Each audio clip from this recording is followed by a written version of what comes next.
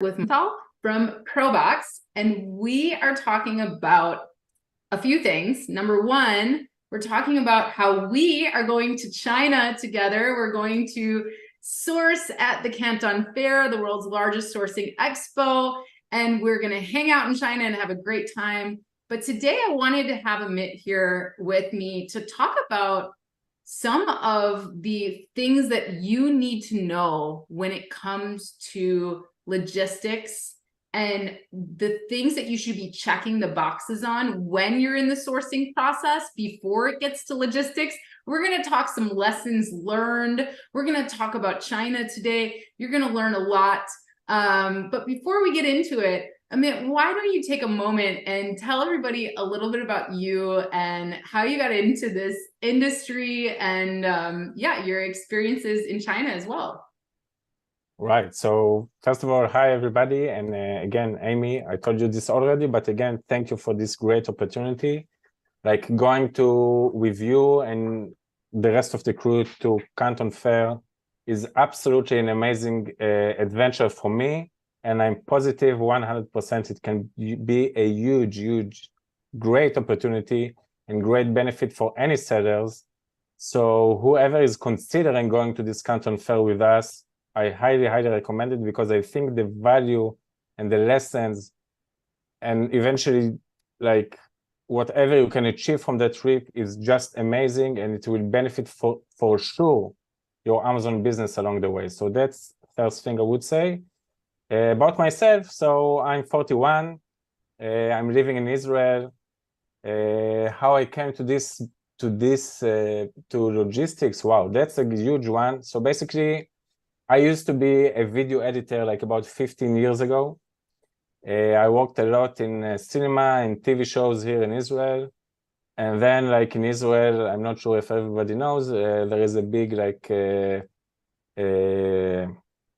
political issue with the Palestinians and so on. But without entering to that too much, there was like a small war in Israel at that time. And my brother, like we have like a family business, a logistics family business named Rosenthal Logistics. So at that time, there was really no TV shows, whatever in Israel, only news. And my brother asked me if I can come and sign some checks because he was abroad, my father was abroad. He didn't have anyone that he can like rely on here in the company. So he said, listen, you doesn't do anything. Maybe you can come for 2 to 3 days, just sign up the check, do whatever, like see it and watch YouTube videos. So I said, okay, whatever. So I came, and like 15 years later, here we are. So basically, I had zero experience in logistics. I didn't know what does it mean shipping line, what does it mean vessel, really nothing related to this logistics area. And like 15 years later, or let's say 5 years ago, we got a rumor that there is like, we did like in Rosenthal Logistics, we did only import and export from and to Israel, working with retailers only, nothing about e-commerce and Amazon sellers. 5 years ago, like a client of us, like sent us like a recommendation and said, hey, there is like a legit business for Amazon sellers doing China to USA. Maybe you would like to check this. So basically, I had no idea what does it mean. I had no idea what does it mean Amazon seller. Here in Israel, like in 2017, you know, Amazon just starting to be like something legit here. Yeah. So I didn't know how to find my first customer, but to make a long story short, I found the first customer, make some tries on him, work fine. And from that on, the business just boomed like crazy. 5 years later, we did the rebranding. We changed our name from Rosenthal to Probox. And now Probox basically focus only on Amazon and e-commerce sellers and provide logistics solution for Amazon sellers. So that's my story in quite short. Wow, that's so crazy. Like, you know, Yeah. for you to just kind of somebody recommending it to you. And I guess a lot of us, when we got into Amazon, we didn't know, you know, that you could sell on Amazon. Like we didn't know that this was a business opportunity. So it's always interesting to hear people's e-commerce stories, because for me, I found out in 2007 when I was flipping my textbooks online. I wasn't flipping yet. I was looking for college textbooks cheaper. And of course, back then, Amazon was mostly a bookseller, right? So I went in there, I looked, and I saw this little button that said, sell yours here. And I was like, oh, not only could I buy that textbook cheaper, but I could resell it. And that was kind of interesting to me. So I started doing that. And then I started selling everything else. But nearly everybody else who I know in e-commerce, they kind of find out about it either by watching a YouTube video or finding out like, hey, this is a legitimate thing. Like, this is a legitimate opportunity. So I love that someone actually recommended it to you. You were already in like domestic logistics, and then somebody recommended it to you, and you were just like, okay, like I'll look into this, I'll try it. And then before you know it, it just grows. So share some of your experiences. I'm sure since then you've been going to China a lot. Right. Share some of your experiences in China and what excites you about this trip and going to China. Besides, of course, you mentioned like coming together on a group trip like this, but what do you love about visiting China, and what are your experiences in going to China? Right. So I would say that due to the COVID, for sure, there was like no chance to access basically China for almost 2.5 years. So my last visit in China was on 2019, and my latest visit was like really a month and a half ago. And the crazy part is that like I worked with my Chinese partner through the COVID, when the industry, the logistics industry, was truly in a chaos like never before. Yeah, we were getting like what, $24,000 quotes for one container load. Like shipping was costing us more than the product itself, sometimes double, triple the product itself. It was really crazy. Yeah. So for us as a freight forwarder company, it was good, but for you as a seller, it was like a total chaos. Now basically it's the other way around, because the logistics freight cost dropped like hundreds of percent down. But I would say that going to China eventually, if you are an Amazon seller working and manufacture and sourcing in China, like being in China and meeting the people, there's just nothing better than doing that. Because business, like my Chinese partner said to me this into my face, like Chinese people doing business, you know where? During dinner at the restaurant. So if you want to close a deal with the Chinese people, you have to meet them in person. And to me, I had like a lot of discussion with my brother. You know, my brother is my partner. He said to me always, like through the years that I wasn't in China, he said to me, listen, Amit, talk to your agents, try to facilitate and improve the SOPs and so on. And I said to him, like, his name is Nadav. So I said to him, Nadav, listen, in China, unless you're meeting the people, you can do some manufacturing, right? You can do some changes in the SOPs, but eventually if you want to do something significant with the Chinese people, you have to meet them face to face. So to me, going now to the sourcing trip, beside like connecting with new sellers and with new like speakers and new, like the biggest thing is like to meet your manufacturer face to face and have open discussion with him, rather on your products, rather you want to make some improvement on the products, rather you want to find new suppliers. There is just nothing better than meet these people face to face, because, you know, Chinese people will always say to you, yeah, we can do everything. But eventually when things are going to like production line, then problems are starting, right? So if you want to try to solve the problem, if you want to try to find a better manufacturer, if you want to try to, let's say, negotiating on your pricing and your cost, there is just nothing better than going to China and meet with the supplier face to face. So if you ask me, I'm highly anticipating to going to this Canton Fair. Yeah, I'm not sourcing anything, but like I'm talking to Chinese vendors basically every day, all day long. I understand the Chinese mentality. I understand the Chinese business mentality.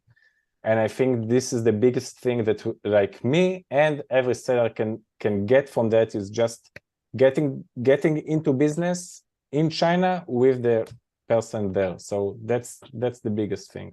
You know, you said it right there. We've had a lot of these interviews already. We've been talking with a lot of the mentors, and the mentors say, you know, you just have to go. It changes things. It changes things. But you said it right there. You said, you know, we're doing business around the table in China, right? It is so important. If you go visit a factory in China, if you visit one of your factories, you're not even going to see the production floor until you spend about 4 hours just getting to know each other, hanging out, you know, drinking some tea, going to a nice lunch together. Like, it's very important. Guangxi is very important, and it changes things. When you can see what's going on, when you can look at the production processes, when you can build relationships. And as you were saying, Amit, you're not sourcing anything, you're helping with freight forwarding and logistics, but the connections you will make for even you is just incredible, right? And another thing, Amy, all of those factories, they all need shipping partners as well. So it's like, it's really great to have that, but so important. And it is a game changer. Every single trip that I've taken to China, I've been able to source my products, not only newer, more innovative products that I can't find online for a lesser price. And it has changed the relationship. So when your suppliers run into issues and you've never met them in person, guess who goes to the bottom of the list? Because if you have a relationship with your supplier and they've met you and they know you and they have a stake in your business, right? When they run into problems, they're going to turn to you and say, oh man, like we're having, you know, I talked to my suppliers about this. I'm like, what's going on? You know, after Chinese New Year, like how did everything go? Did you have high turnover? Did everybody come back? Like, what issues are you running into? We're partners. It's a different situation than when I'm just chatting with them remotely, right? So yeah, it changes things. And I think, like you said, around the table, and you can't get that with just a phone call. I mean, you can build on that with a phone call. You can build on that with messages. And we had to do that during the pandemic. But that one meeting will last for years, right? So agree, 100% agree. And I would even add something on that like, don't think like, if you're a seller, don't think about yourself in that sense. So it's important for you to know your manufacturer. It's important for you as a seller to sit with your manufacturer, talking about your product, trying to find maybe new innovation products and so on. But it's also same importance for your supplier to know you as the person, right? So for you, it's important, but it's also important for them. So once you meet with your supplier and they get to understand you, your mentality, how you do business, so it's much easier for them to go to their boss, because normally you will be in contact with like a salesperson. So it's much easier for them to go to their boss and say, listen, I know this seller, or I know this guy, he paid me like 3 years already straight on time with no problem. Now he wants to grow his business or whatever. Let's try to help him to grow together. So it's not just essential for you as a seller, it's also essential for your supplier to understand who you are, and then you're able to make better business for both sides. Yeah, and the thing is, when you're meeting, every booth at the Canton Fair, the boss is there. Yeah. So you have salespeople there as well, but the boss is there as well. So you have the opportunity not only to visit your own factories, your own suppliers, but also to meet new suppliers and build relationships right there, where you're not just dealing with a salesperson. In China, kings negotiate with kings. So it's very important that, you know, we're the boss of our business and we're talking with the boss of the factory that we're working with. And that relationship gets built very fast and very quickly when you go to a trade show like the Canton Fair. So let's move over to some of your expertise, some of the things that we're going to be learning from you, just hanging out with you. You've dealt with a lot of different examples of things that have happened to people's shipments, things that too much, I have to say. Yeah. If you were to fix these issues during sourcing or before sourcing, then it would prevent a lot of the things that you've seen. So let's talk about compliance. Compliance seems to be a recurring theme in shipping. How can you share an incident, or can you share an incident where a client faced challenges due to overlooked regulations, and how attending a trip like this, how having that relationship with your supplier and understanding more about the production process could help prevent a compliance mishap? Right. So there is so many examples, and again, in my opinion, if I'm putting my experience to that, right? So most of the sellers normally produce generic products. They think that nothing Amazon doesn't request any special certificate. So what's going to be the problem, right? But sellers doesn't understand that there is Amazon and there is customs. It's totally different authorities, right? And for shipping point of view, you have to understand the regulations of the customs itself. Really doesn't matter what Amazon requested to you, but before you even starting selling on Amazon, you have to clear the goods in USA, right? From the customs. So understanding that product that seems to be very, very generic and very easy to clear, eventually doesn't seem that way. And I have so many examples, but let's say the latest that I handled was with a notebook. So notebook with lines, seems very generic product, nothing too complicated. What can be the problem? So yeah, where is compliance issues with a notebook, a lined notebook?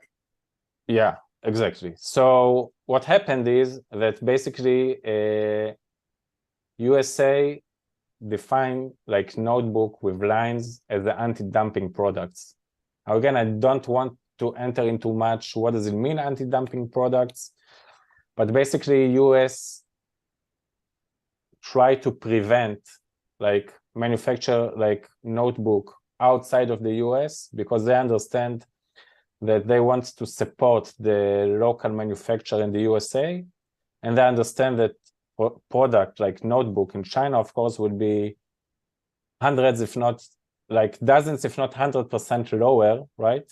Production cost than produce it in the USA. So they basically classify the product as anti-dumping. Anti-dumping basically mean that if the product has, I don't know, 0, 5, 10, 20% duty, on top of that, adding something between 200 to 300% duty, right? So in this case, the client already manufactured and produced about 1,000 units. The cost was about $50,000. They thought that everything will go smooth. They didn't check, not with us and not with no one, about the HTS code, what's going to be the duty percentage. We shipped the goods arrived to USA, 300% duty. Now they said to me, listen, we have what can we do? The product, we don't have any profit. The product is basically now we're losing when we sell, on each sales, what can we do? So the only thing I could say to them, listen, next time you have to do compliance and do your due diligence before you're starting your production line, right? So this is the best example I can give. And that happening a lot. In some cases, other cases, there is a lot of products that manufacture from bamboo, right? Bamboo, yeah. Yeah, so from bamboo, there is needing the Chinese authorities required when you do an export process to make commodity inspection certificate, right? This costs nothing, just $150 per shipment. But let's say your shipment is $300, it's $300 really a small one, right? But then you have to add another $150 and when Amazon taking most of your margin, and then you have to add another added cost on that. So each cent that eventually you can reduce on your overall cost is important. And what I see over and over and over and over again, that sellers basically, and this is also with the most experienced one, sellers said, okay, this, like, I went to Helium 10, I went to Data Dive, other software, all right, I don't want to recommend here like any other software, but they said, okay, this product has a big opportunity. All right, let's start in production line, right? But you didn't check the duty percentage, you didn't check any compliance, you need to check about regulation, nothing. Then the goods, and then you approach Probox or whatever company, freight forwarding company, you approach them, the forwarder will come to you and say, listen, my friend, you have to have whatever certificate, right, in order to clear this the right way. And they said, really? I didn't know. So what can I do now? So the product is ready. I need to arrive to Amazon for Q4 sale. What we need to do now? So now time, delays, despair, like, you know, a lot of despair, and eventually everything could be saved just by checking with a freight forwarder before production. So I think if we correlate it to our sourcing in China, I think like the biggest advantage of like me coming to this trip or any forwarder is just to have like with you as a seller going through Canton Fair, right? Now you find a good product, you can contact us, or you can contact whoever forwarder you believe in, ask him, can you make like a compliance for me? Can you check what's going to be the duty percentage? Can you check regulations for us? And I think that's super, super, super value. And it can save you tons of money and despair along the way. I can't even, I apply it to when I walk through trade shows with people, because I work in like every category with so many different sellers that, I mean, I work with an average of like 40 brands a week that are selling in all different categories. And so I know what the markets look like. And not only do I do the product research with them, I do the sourcing process, I do the launch process, I see how much they're selling. We, you know, so when I walk through a trade show with you, I can tell you, I can say, oh, that's a good opportunity. I was just in India with Lokesh Parashar, and we were at the toy fair there in India. It was like a 2-day toy fair. And I could walk around that trade show and I could show him, we found stuff that had over like 200% markup. Like, so like we found one thing that was $15 to source and I could sell it for $250. Right. And so like huge margins. And I was just walking around this trade show showing Lokesh, I'm like, oh, that's a huge opportunity. That's a huge opportunity. Like, let's go look at it. Let's go talk to the supplier. Like, that's what you're going to get with me. And we're going to, you know, and not only me, but we've got Sebastian, we've got Yulia are both sellers, you know, and they can, you know, do the same thing, you know, and they're sourcing products and they kind of know the markets. But so we're going to be sourcing, we're going to be creating brands together like all week, or growing brands, you know, these kinds of things. And we're going to be working closely together the whole 10 days that we're, you know, going to the Canton Fair together. But imagine you've got Amit there too. And so you can find this great product and go, okay, yes, I'm going to source that. They gave me a great price. Like, I'm going to start production right away. Before that, you can just ask Amit and say, hey, can you just double check the duties on this for me before I move forward with this order? Because you're going to find a lot of great opportunities at Canton Fair. They're going to seem like you need to jump on them right away. It's going to be like their best prices, all that stuff. So it'll be really good to have somebody who knows what are the duties, would the HTS code be for this? Like, what would shipping be? Because it's not just the notebook.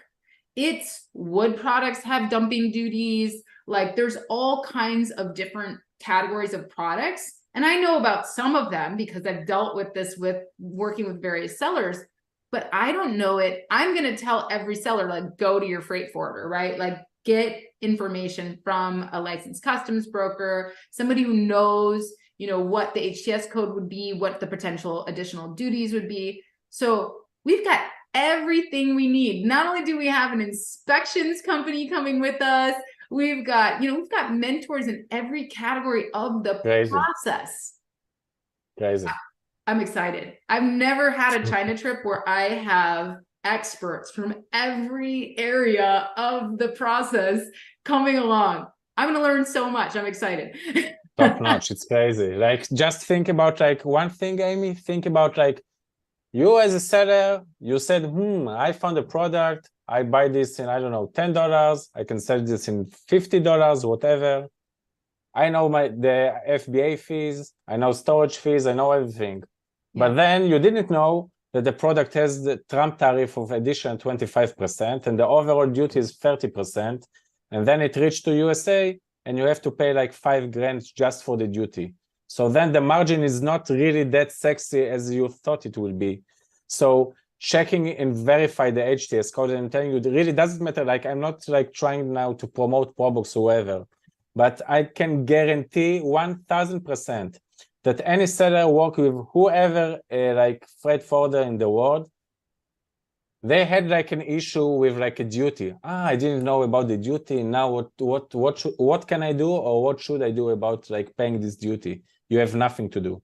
Once it's been cleared, and if this is the HTS code that related to the product, you have nothing to do. Even, by the way, if you want to like, even if you want to say, okay, listen, I don't want the product, let me, I don't know, throw this away, still you have to pay the duty. So checking this and verify HTS code, product compliance is really a key for a long-term success. Yeah, it really is. I mean, and how many of us, I mean, I need to adjust some of my processes because, when we're thinking about sourcing, we're just so focused on target price and quality control and all of those things. And we sometimes don't get around to our shipping quote until we've already started production. And we really need to back that up and have a conversation with our freight forwarder and say, hey, can you just check this for me? Like, so important, because even if you get, like, a lot of people get shipping quotes from their suppliers, right? And their supplier is just going through a freight forwarder or whatever, right? So that's really important that you don't skip that, because like you said, this client that you had, the duties were already put on there. What can you do at that point but pay the duty? It's like being taxed, like you can try and chances reduce is almost the tax, zero. but chances is almost zero. Yeah, you're stuck. Okay, so I mean, I think the other thing that we're doing together on this China trip that is so important for sellers is, not only are we going to attend the Canton Fair, not only are we going to have fun, we're going to eat lots of great food, we're going to do excursions, exercise together, yes. Yesterday in my interview with Vincenzo, I nominated him as the as responsible for the partying and the fun. So we have a head of He's the youngest now. He's the youngest, so he should know how to party. Yeah, exactly. So Amit, you're responsible for exercise now. You're the fitness king on the trip. And we're gonna have all of the pillars of entrepreneurship on the trip. Love that role. I'm loving this role. Yeah.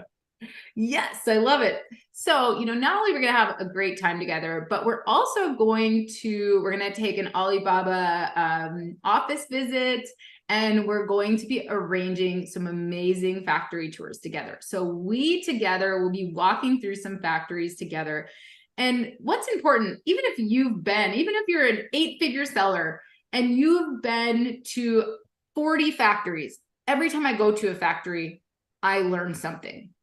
Every time. And especially when I host these sourcing trips and I go to factories with other experts, I'm like, ooh, I didn't even know that. Oh my gosh, that's so cool. I was just in India with Lukesh, and we did some factory tours together, and he's an expert at sourcing from that area. So, he's like teaching me things about that culture and all of that. So I know we're going to learn so much together, whether you're an 8-figure seller or whether you're just beginning and you've never been in a factory before. We're going to do that and talk about, when it comes to like shipping and logistics and checking things. When you think about, before you send a shipment out, actually looking in a factory, seeing how the boxes are laid out in the warehouse, seeing how it comes off the production line, the logo gets applied, it goes into a box, it gets stacked up. like understanding how products are handled before they're shipped, it's like Right. a light bulb moment for you. And learning that is going to be so great. And actually getting to walk through a factory with you guys who are on the shipping side of things is going to be really, really cool. So I love that. I think it's going to be such an important part besides attending the Canton Fair, and besides the fun is actually the factory tours we're going to do together. But from all of your experiences, what would you say is the one piece of golden advice you'd give to businesses when diving into, sourcing? I think like, especially with Alibaba now, like the opportunity is there. Like sometimes it's you just even overwhelmed, right? With like the numbers of like manufacturer you can find on a specific product, right? Or a specific niche. By the way, that same applied to like working with freight forwarders. So just to give you like, just in Shenzhen, Guangzou area, right? There is like about 150 different freight forwarders, right? So Wow. how you know how to choose the right freight forwarder? Because everybody, when they're doing sales, everybody's like the most kind and right and like professional and so to speak. So how basically you are able to find the right one that is the right fit for you? That's my opinion, the biggest thing. And I'm coming like from my experience, and again working with like agents, like freight forwarding agents and vendors in China for years and years already. The first thing I would say is that like you have to understand that in China you have to adapt yourself to the Chinese mentality. There is no way, like if you think you will be able to teach the Chinese how to work and operate, you're wrong. You just have to understand how they operate. You have to understand that it's taking time, especially with Chinese people, to build like a relation and trust relationship, because you want to see a successful product. You want to see that everything is based on your like production assembly and so on, but they also want to see if you're paying on time and how is the communication level with you.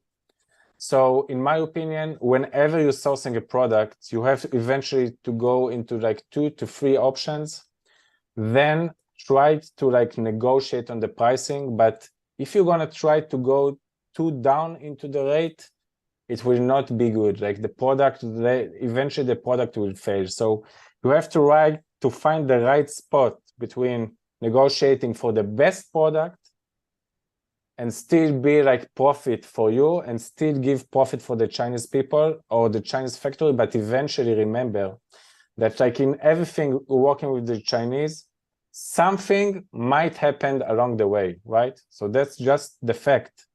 So if you are able to adjust and understand that like there are going to be errors along the way, but you can try to solve the errors with the manufacturer, and with that basically building relations for a long term, then you're going to have a successful business. But if you're trying to source a product, you're going to see like a manufacturer or error during manufacture, and you said, hey, you did terrible job, I don't want to work with you anymore, and you go to a different supplier, you're not going to have a successful business. You have to understand that there's going to be problems, and you have to know how to solve the problem, understanding the Chinese mentality, working with your mentality, and eventually, if you will be able to go through that, for the long term, you're going to have a successful brand. That's my personal opinion. I could, like, if I give my example, not by sourcing, but by freight forwarder, I could change hundreds of times my freight forwarder that I'm working with, right, in China, but I stick to them, try to educate how I want things to work. I understand how they operate together, and eventually we're building an SOP which can be useful for ProBox users, that is good for my Chinese vendors and good for me as well. Because if you just want that things will go just your way, it will not be, there is no chance that this is going to happen in China. So remember that. That is such good advice. And it's going to be a great opportunity for the folks that are joining us on the Amazing in China sourcing trip. It's really important to understand how things work and not try to get things to work your way, but understand how things are working there and work together to come up with the best winning strategies. So Right. amazing. Thank you, Amit, for being here today. Thank you for all of your knowledge. I can't wait to hang out in China with you. As well. Thank you. Thank you. Yes, and everybody, if you're interested in joining us on the trip, we have a few spots left. You can go to amazingathome.com/China to learn more and join us on the trip. Make sure you're getting your tickets soon because number one, prices are about to go up. Hotel prices go up in China. So we can't help that. That's just how it works as people are booking their stuff for the Canton Fair. So prices are about to go up. And we also we have early bird pricing right now. And also our spots are limited. So make sure that you get in now, and you also need a visa to visit China. If you already have one, if you go a lot like myself and Amit, you'll be good to go. But we get you all set up with everything you need to know. We have an FAQ section at amazingathome.com/China. You can see like how to get your visa, all the things that are required. So whether you go with us or on your own to China, however you want to do it, that's fine. But we have resources for you. So visit the page, and we hope to see you in China. Thank you again, Amit. Have a great day, everybody, and we'll see you in China. See you.